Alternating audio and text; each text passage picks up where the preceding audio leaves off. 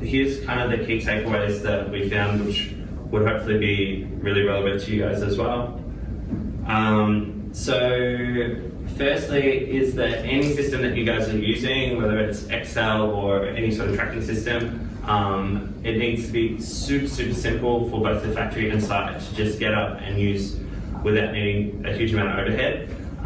We do have really amazing CAD tools and BIM tools that are out there, but it is really hard to force essentially people to spend the time to learn these new tools, so the less overhead there is, the better.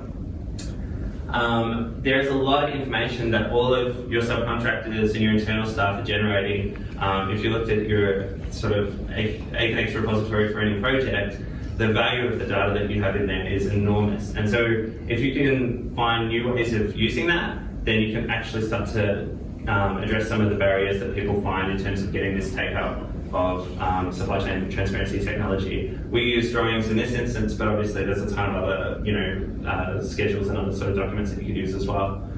And then the last one, which I think is super cool actually, was that we found that every single stakeholder in the supply chain benefits from increased transparency and they want it.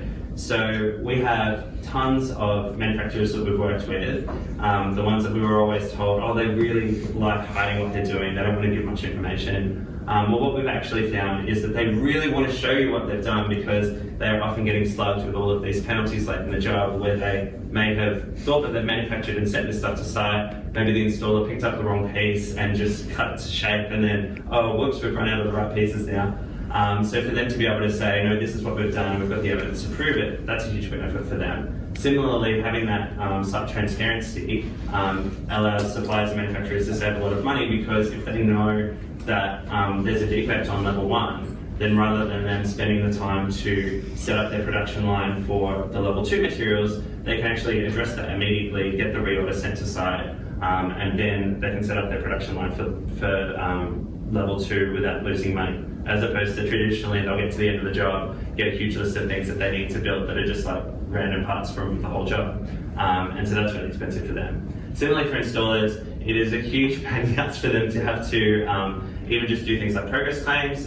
You would have seen heaps of people that would have take photos of the side of the building, print out a copy of the elevation or the floor plan, and then just like try and highlight, okay, this is what we think we've done. Whereas just for them, having the guys on site being able to tick things off, but also see what's coming to site is a huge benefit for them.